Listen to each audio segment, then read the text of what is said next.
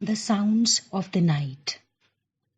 The sounds of the night are a reassurance of a radiant day on the other side of the darkness.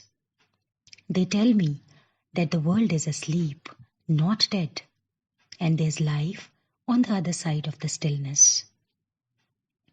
Sounds of the night ring a bell in my head of Ma's and Grandma's stories from childhood, of the all-night munching over poems and poets, of the youthful tears of desperation, of the insomnia of the first trimester, of life in a nutshell.